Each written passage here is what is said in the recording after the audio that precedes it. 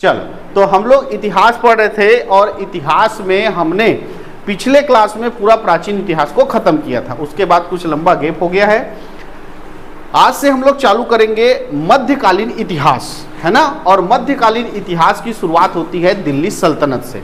मध्यकालीन की शुरुआत कहाँ से होती है? मध्यकालीन इतिहास की दिल्ली सल्तनत, दिल्ली सल्तनत का यहाँ से। और इस दिल्ली सल्तनत काल के अंतर्गत हम 5 वंश को पढ़ेंगे। 5 राजवंश को जो है इस दिल्ली सल्तनत काल के अंतर्गत पढ़ा जाता है। सबसे पहला होता है गुलाम वंश,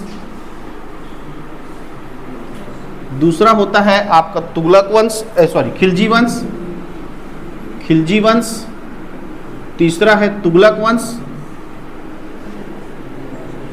सैयद वंश और पांचवा है लोदी वंश। ये 5 राजवंशों को शुरुआती दिल्ली सल्तनत काल में पढ़ा जाता है। इस दिल्ली सल्तनत या गुलाम वंश की शुरुआत कैसे हुई, ये मैंने आपको पिछले क्लास में पढ़ाया था कि एक तुर्की आक्रमणकारी था जिसका नाम क्या था? मोहम्मद गौरी। उस मोहम्मद गौरी ने भारत को पूरा क्या कर लिया? अधिकार कर लिया, भारत पर अधिकार कर लिया। और उसके जितने भी सेनापति थे उनको यहाँ पर छोड़ दिया, अलग अलग क्षेत्र दे दिया। जैसे भारत का क्षेत्र किसको दिया था? कुतुबुद्दीन ऐबक को दिया था। उसके बाद जो है वो वापस चला गया, और वापस गया तो 1206 में उसकी क्या हो गई? मृत्यु हो गई। मोहम्मद गौरी की मृत्यु कब हो गई? 1206 में मृत्यु हो गई। तो 1206 में जब मोहम्मद गौरी की मृत्यु हुई तो भारत का प्रमुख किसको बना के गया था? कुतुबुद्दीन ऐबक को। तो जो लाहौर की जनता थी, जो यहाँ के लोग थे, उन्होंने कुतुबुद्दीन ऐबक को क्या किया? आमंत्रित किया कि आप आओ और इस भारत की सत्ता पर क्या करो? अधिकार करो, शासन करो। तो कुतुबुद्दीन ऐबक ने कहा कि मैं शासन तो चला रहा हूं अभी भी, लेकिन किसके अंतर्गत चला रहा था? मोहम्मद गौरी के अंतर्गत। तो अभी भी मैं सुल्तान का पद धारण नहीं करूंगा, मैं शासन चलाऊंगा, लेकिन मैं सुल्तान का पद धारण न करके सिपल सलार का मलिक एवं सिपल सलार का पद धारण करके पूरा शासन चलाऊंगा। तो कुतुबुद्दीन ऐबक ने क्या किया? मोहम्मद गौरी के मृत्यु के बाद क्या किया? शासन करना चालू किया, लेकिन कौन से पद में रहते हुए?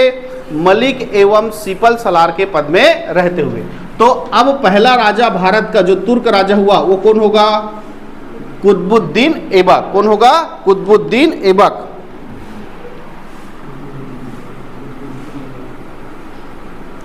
कुतुबुद्दीन ऐबक ये कैसे राजा बना, समझ में आ गया?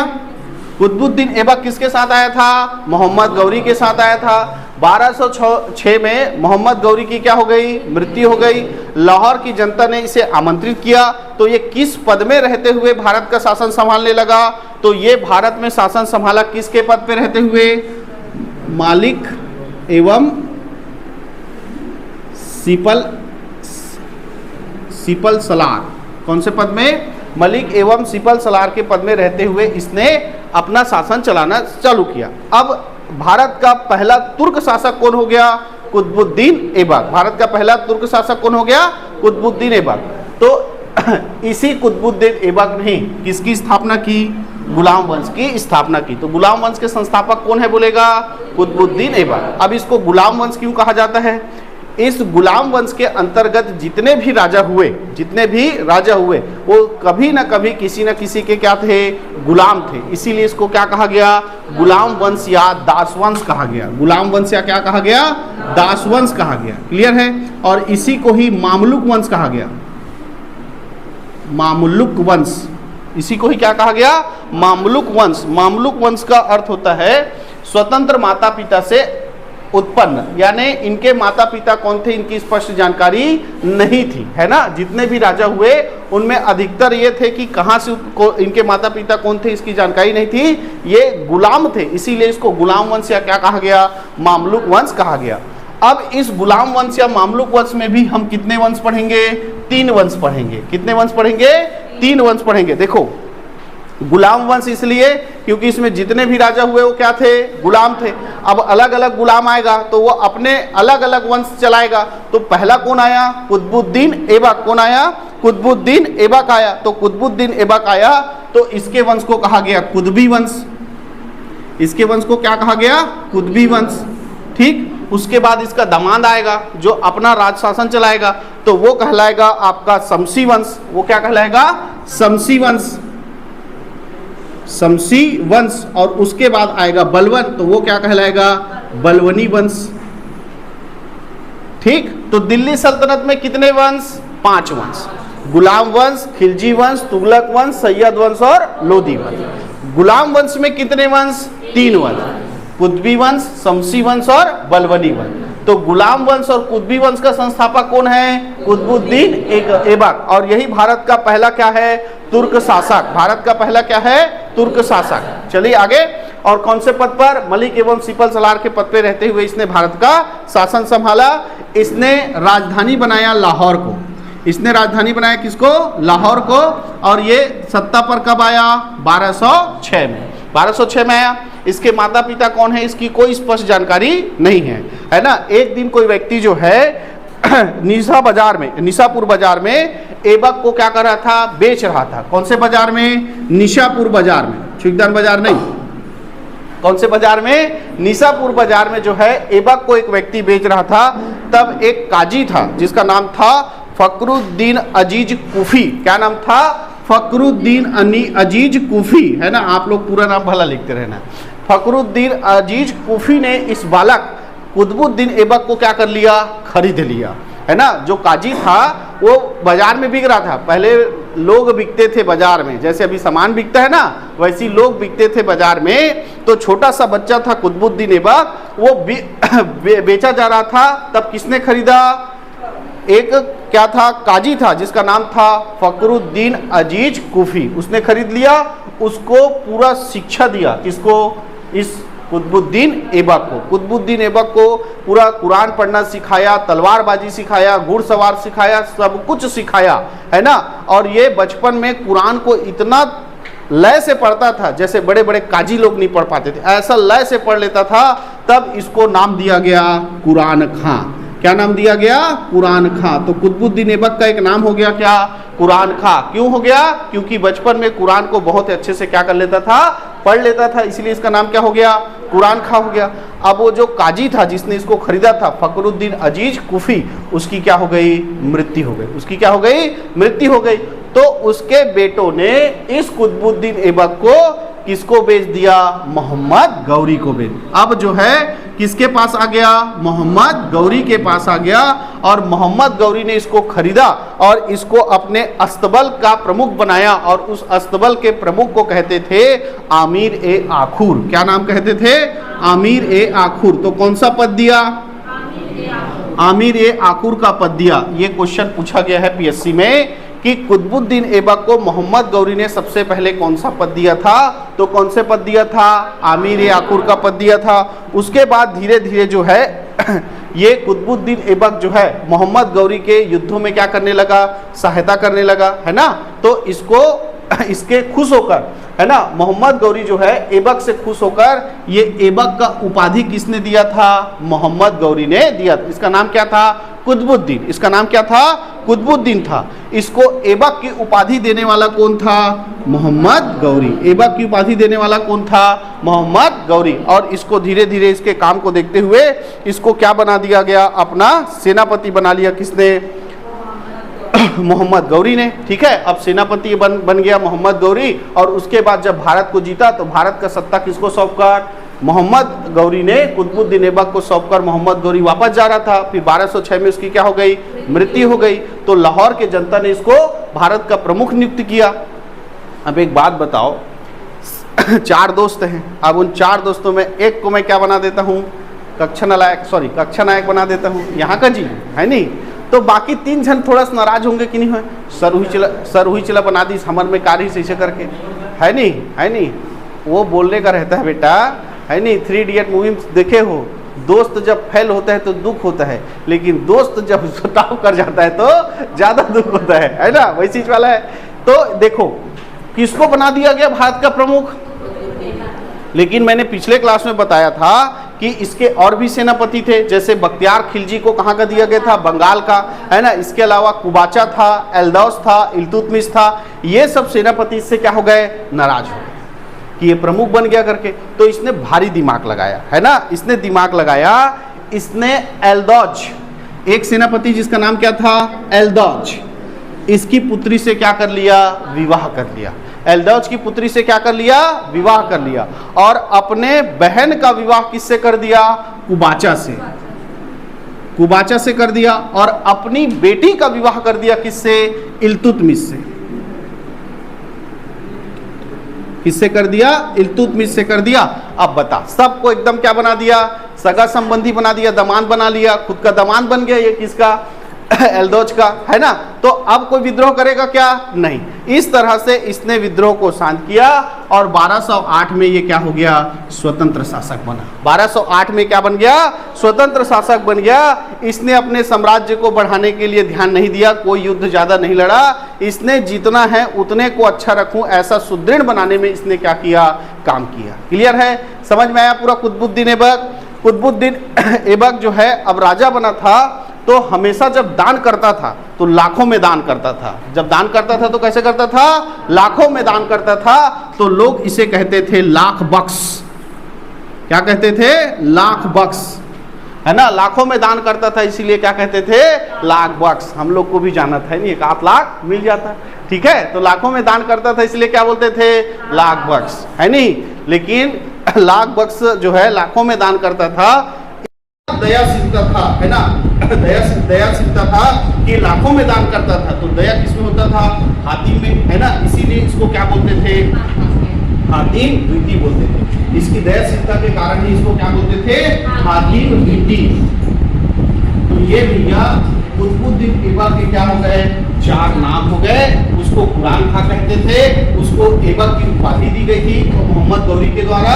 और वो लाखों में दान करता था इसलिए उसको लाख बख्श कहते थे। और उसकी दयाशीलता के कारण ही कुतुबुद्दीन ऐबक को क्या कहा जाता था, हातिम द्वितीय कहा जाता। क्लियर है।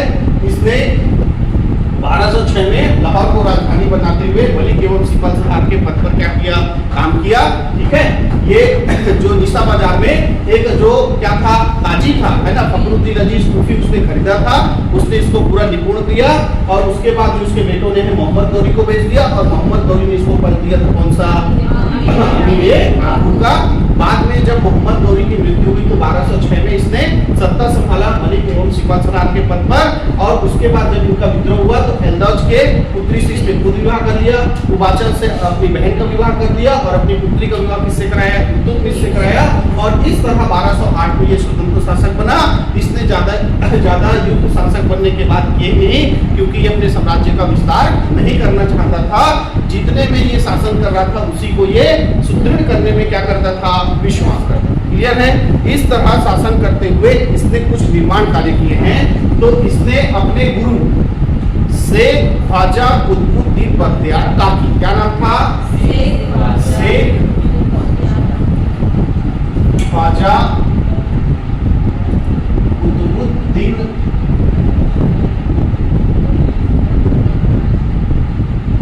बख्तियार काकी, ठीक है, ये इसके गुरु का नाम था। और इसी गुरु की स्मृति में दिल्ली में इसने किसका निर्माण किया, कुतुब मीनार का निर्माण किया, ठीक है। तो कुतुब मीनार का निर्माण करने वाला राजा कौन था, कुतुबुद्दीन ऐबक। कौन था, कुतुबुद्दीन ऐबक। कुतुब मीनार का निर्माण किसके स्मृति में कराया गया है, तो शेख ख्वाजा कुतुबुद्दीन बख्तियार काकी। क्लियर है। इसी ने ही, कुतुबुद्दीन ऐबक ने ही भारत के पहले मस्जिद का निर्माण किया जिसका नाम था कुव्वत उल इस्लाम मस्जिद। ये भी दिल्ली में एक विष्णु मंदिर को तोड़कर बनाया गया था और दिल्ली में बनाया गया कुव्वत उल इस्लाम मस्जिद। कुव्वत उल इस्लाम मस्जिद ये भारत का क्या है, पहला मस्जिद है। तो भारत का पहला मस्जिद कहाँ है, दिल्ली में है। नाम क्या है, कुव्वत उल इस्लाम मस्जिद है। और इसका निर्माण किसने कराया है, तो इसका निर्माण कराया किसने, कुतुबुद्दीन ऐबक। क्लियर है।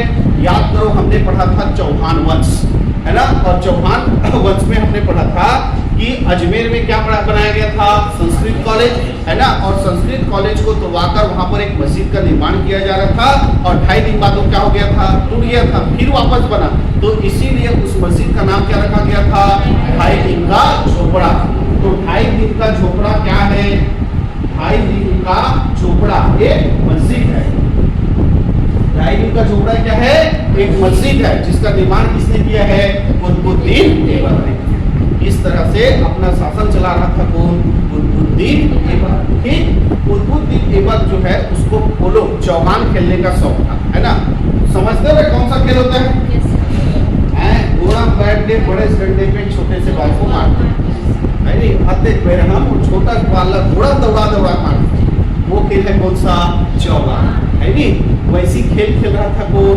ये कुतुबुद्दीन ऐबक, है ना? घोड़ा से ऐसे बाल को मार रहा था, है नहीं? अब घोड़ा दौड़ रहा है और बाल को मार रहा है, ऐसा घटना घटित हुआ, घोड़ा से गिर गया कौन?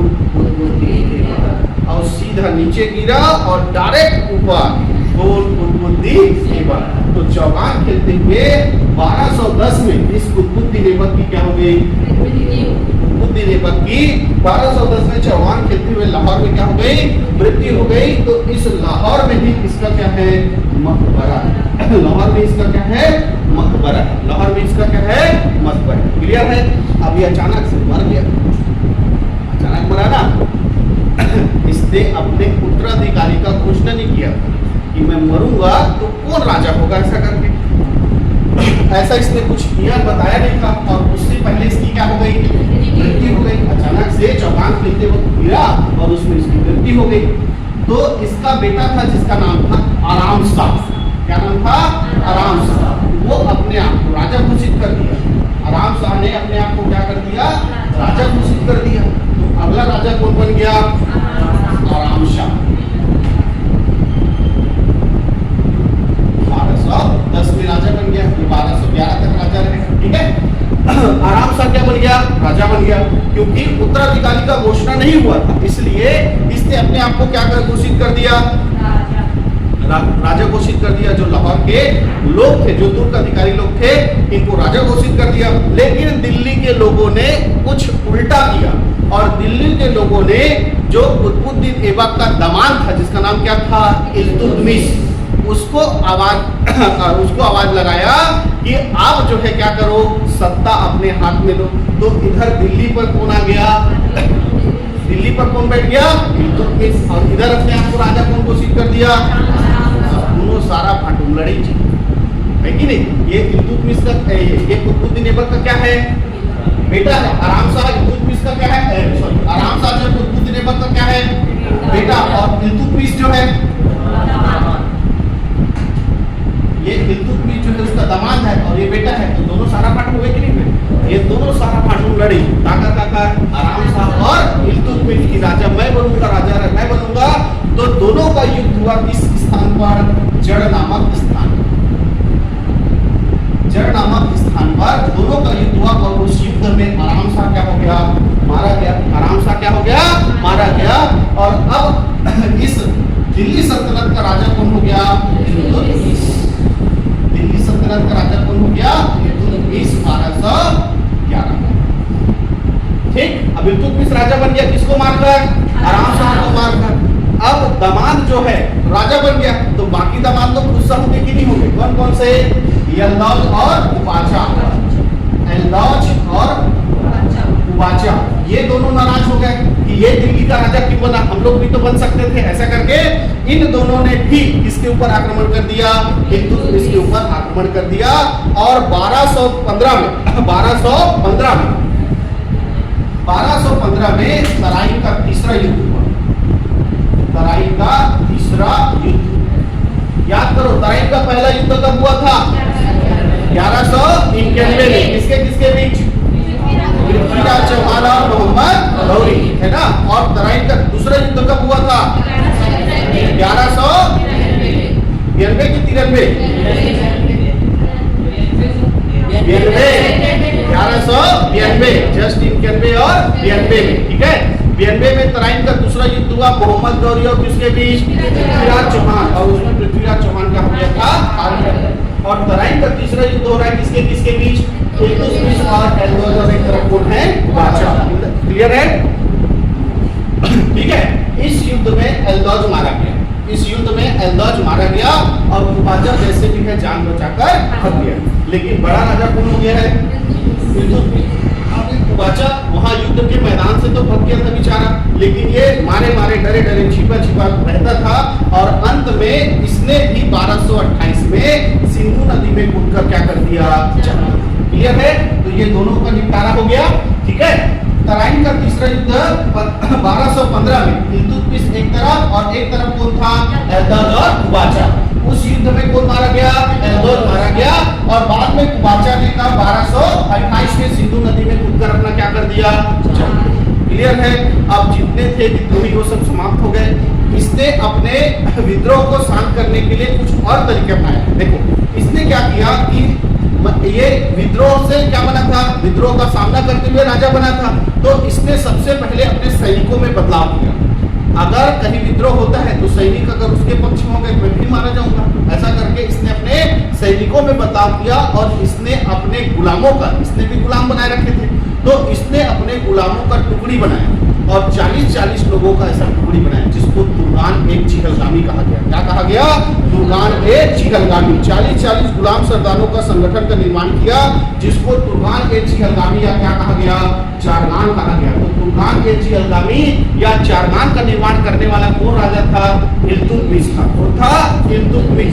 इसने अपने साम्राज्य को छोटे छोटे इकाइयों में बांटा जिसको इक्ता प्रणाली कहा गया। क्या कहा गया, इक्ता प्रणाली। इक्ता प्रणाली, तो इक्ता प्रणाली की शुरुआत करने वाला राजा कौन था, इल्तुतमिश। क्लियर है? ये राजा कैसे बना, इसने अपने इसको सालार आराम शाह को जड़ नामक स्थान दिल्ली के पास है वहां पर पराजित किया, राजा बन गया। फिर विद्रोह होने लगा एल्दोज और कुबाचा को, तो उसको किसी युद्ध में हराया, तराइन के तीसरे युद्ध में हराया, अब राजा बन गया। और राजा बना तो इसने सबसे पहले अपने सैनिकों में क्या किया, बदलाव किया और सैनिकों को अपने गुलामों के 40-40 टुकड़ी में बांट दिया। 40-40 गुलाम सरदारों की टुकड़ी बनाई जिसको क्या कहा गया, तुर्गान ये चिहलगामी या चारगान कहा। और इसने अपने साम्राज्य को कैसे बांटा, इक्ता में बांटा। क्या किसमें बांटा, जैसे अभी हमारा जो देश है वो किसमें बटा है, राज्यों में। राज्य किसमें बटा है, जिला। वैसे इसने अपने साम्राज्य को किसमें बांटा, इक्ता में बांटा।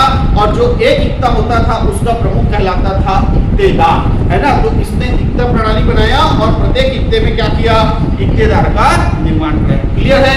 और यही है दिल्ली सल्तनत का वास्तविक संस्थापक, क्योंकि अभी तक राजधानी क्या था, लाहौर। और दिल्ली सल्तनत में दिल्ली को राजधानी बनाने वाला राजा कौन था, इल्तुतमिश। इसीलिए इसे क्या कहते हैं, दिल्ली सल्तनत का वास्तविक संस्थापक। दिल्ली सल्तनत का संस्थापक पूछेगा तो कुतुबुद्दीन ऐबक, है ना। उसी ने ही गुलाम वंश की स्थापना की और वहीं से ही जो है दिल्ली सल्तनत का क्या हुआ, शुरुआत। लेकिन उसने राजधानी किसको बनाया था, लाहौर को।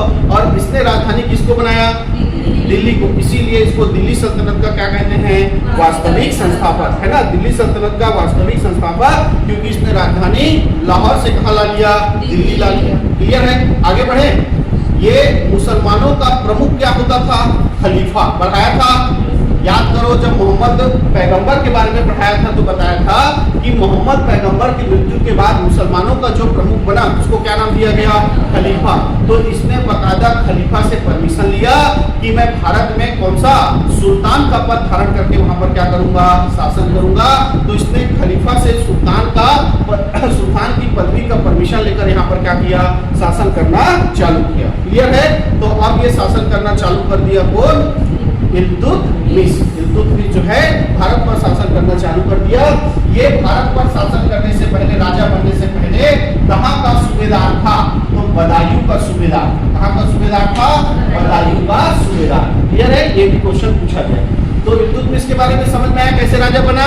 राजा बनने से पहले कहाँ का सूबेदार था, बदायूं का सूबेदार था। कैसे राजा बना, इसने आराम शाह को क्या कर दिया, जड़ नामक स्थान पर मार दिया, उसकी हत्या कर दी, वहां पर राजा बन गया।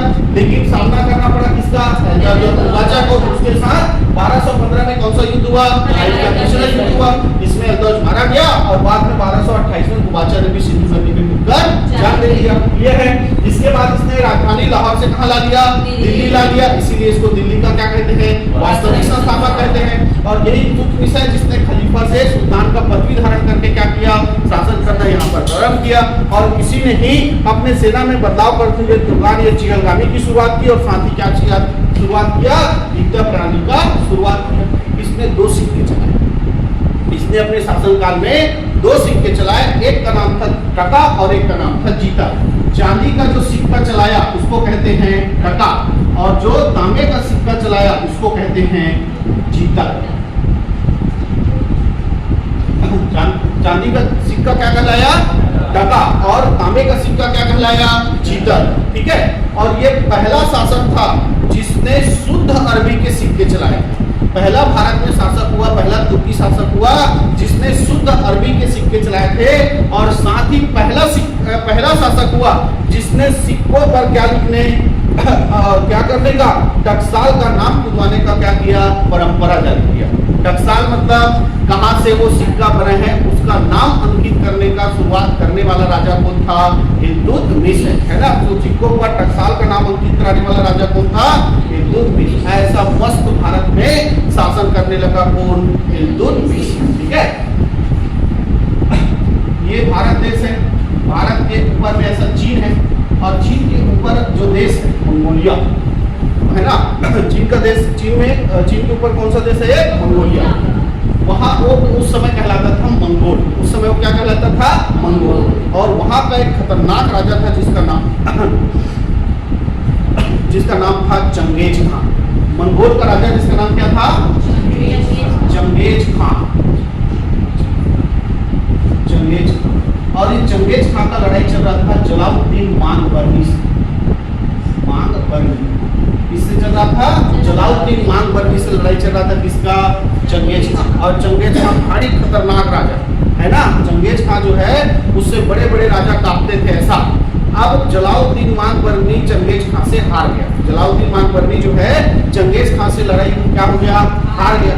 अब चंगेज खान तलवार लेके दौड़ रहा है किसको मारने के लिए? जलालुद्दीन मांगबरनी के लिए। और वो भागते कहाँ पहुंचा? कहाँ पहुंचा? भारत पहुंचा। तो किससे मदद मांग रहा है? भारत का राजा कौन है? इल्तुतमिश से। भारत का राजा कौन है? इल्तुतमिश से। बचा ले भाई ऐसे करके कौन बोल रहा है? जलालुद्दीन मांगबरनी। किसको?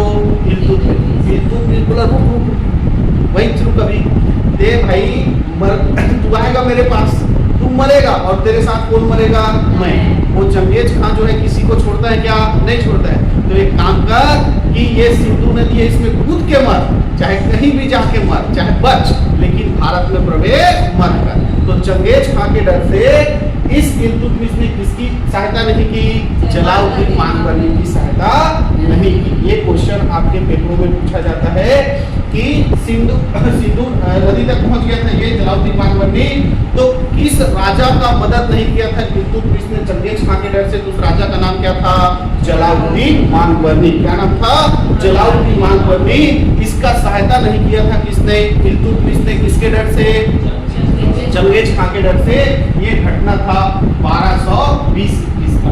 ये घटना कब का था? 1220-21 का घटना था।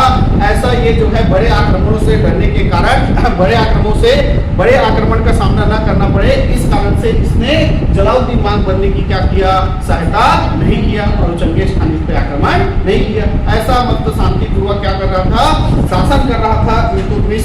इससे खुश होकर 1229 में जो मुसलमानों का प्रमुख होता है खलीफा, उसने इस इल्तुतमिश को एक पुरस्कार दिया और इसको प्रमाण पत्र दिया, खिलअत प्रमाण पत्र। कौन सा प्रमाण पत्र दिया? खिलअत प्रमाण पत्र। ठीक है।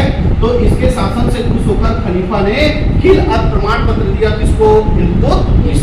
ऐसा शासन कर रहा था तो अपने शासन के दौरान कुछ तो किया होगा भारत में। तो इसने सबसे पहले काम किया था कुतुब मीनार के निर्माण कार्य को पूरा कराया। कुतुब मीनार का निर्माण कार्य किसने चालू किया? कुतुबुद्दीन ऐबक ने दिल्ली में चालू किया। किसकी स्मृति में? शेख ख्वाजा कुतुबुद्दीन बख्तियार काकी। कुतुब मीनार के निर्माण कार्य को इसने क्या किया? ठीक है। देखो कुतुब मीनार का पहला मंजिल बनाया था कुतुबुद्दीन ऐबक ने। ध्यान से सुनना। कुतुब मीनार का पहला मंजिल जो है 1199 में पहला मंजिल बना। उसमें बनना था 4 मंजिल। उसमें बनना कितना था? 4 मंजिल। इससे पहले वो घोड़े से चौगान करते हुए गिर गए, मर गए बेचारा। तो उस बाकी के 3 मंजिल को बनाया किसने? इल्तुतमिश ने। यानी कुतुब मीनार में कितने मंजिल हो गए? कुतुब मीनार में कितने मंजिल हो गए? 4 मंजिल हो गए। अब 4 मंजिल मस्त बना हुआ कुतुब मीनार अच्छा आलीशान से खड़ा था दिल्ली में कि एक दिन जोरदार बिजली कड़का और बिजली गिर गया किस पर? कुतुब मीनार है ना। कुतुब मीनार का एक जो मंजिल है नहीं। तो मस्त अंबुजा सीमेंट मंगाया फिरोज शाह तुगलक ने और उसका क्या किया, रिपेयरिंग, पुनर्निर्माण। क्या किया, पुनर्निर्माण। तो कुतुब मीनार का पुनर्निर्माण किसने कराया, फिरोज शाह तुगलक। आगे ये तुगलक वंश पढ़ेंगे, उसमें राजा आएगा फिरोज शाह तुगलक। उसने कुतुब मीनार का क्या किया है, पुनर्निर्माण किया है। और 4 मंजिल था, चौथे मंजिल को रिपेयरिंग कर उसके ऊपर एक और मंजिल बनाया। कितने मंजिल हो गए टोटल, 5। क्लियर है। तो पहला मंजिल बनाया किसने, कुतुबुद्दीन ऐबक। बाकी के 3 मंजिल बनाए किसने, इल्तुतमिश। और जो 5वां मंजिल है उसको बनाने वाला कौन था, फिरोज शाह तुगलक। और उसका पुनर्निर्माण भी करने वाला कौन कहलाएगा, फिरोज शाह तुगलक। क्लियर है पूरा कुतुब मीनार। ठीक है, आगे बढ़े। तो कुतुब मीनार के निर्माण कार्य को पूरा करने वाला राजा कौन था, इल्तुतमिश। ठीक है। अजमेर में एक मकबरा है, अजमेर में एक मकबरा है, किसका है, मोइनुद्दीन चिश्ती का। किसका मकबरा है, मोइनुद्दीन चिश्ती का मकबरा। ये किसके साथ भारत आया था रे, मोहम्मद गौरी के साथ भारत आया था मोइनुद्दीन चिश्ती। तो इसका मकबरा कहाँ है, पूछा जाता है, दरगाह कहाँ है, सॉरी मोइनुद्दीन चिश्ती का क्या होगा, दरगाह, मकबरा नहीं होगा, दरगाह। तो मोइनुद्दीन चिश्ती का दरगाह कहाँ है, अजमेर में। कहाँ है, अजमेर में। और उसको बनाने वाला, निर्माण करने वाला शासक कौन था, इल्तुतमिश। उसका निर्माण करने वाला शासक कौन था, क्लियर है। भारत का पहला मकबरा जिसका नाम है सुल्तानगढ़ी का मकबरा। भारत का पहला मकबरा सुल्तानगढ़ी का मकबरा, सुल्तानगढ़ी का मकबरा, ये भारत का पहला मकबरा है। और इसका भी निर्माण करने वाला राजा कौन है, इल्तुतमिश। क्लियर है। और ये बड़ा दुविधा में था बेचारा, इसकी एक बेटी थी और ये उसको शासक बनाना चाहता है कि भारत मेरे बाद जो है, भारत का सत्ता किसके हाथ में रहे, मेरी बेटी के हाथ में रहे, है ना। क्योंकि इसका बेटा था जो कमजोर दिमाग का था, तो ये चाहता था कि बेटी क्या करे, सत्ता का बागडोर अपने हाथ में ले, ये चाहता था। लेकिन जो अधिकारी थे वो नहीं चाहते थे, क्योंकि इस्लाम धर्म में तो अब जानते हो बहुत सारा बदलाव अभी आना बाकी है। तो पहले क्या रहा होगा, स्त्रियों को शासन करना एकदम ही मनाही था, है ना, वर्जित था, पढ़ने लिखने का अधिकार नहीं था, तो शासन बहुत दूर की बात। तो अधिकारी लोग इसके विरोध में थे, लेकिन इसने सारे विरोध को तोड़ते हुए अपना उत्तराधिकारी घोषित कर दिया था, किसको, अपनी बेटी रजिया सुल्तान। ठीक है। और शासन करते हुए 1236 में इस इल्तुतमिश की क्या हो गई, 1236 में इल्तुतमिश की क्या हो गई, मृत्यु हो गई। और उसके बाद भारत में शासन करने आएगी कौन, भारत की पहली महिला शासिका, जिसका नाम क्या होगा, रजिया सुल्तान, जिसके बारे में जानेंगे आज नहीं। क्लियर है, आज ये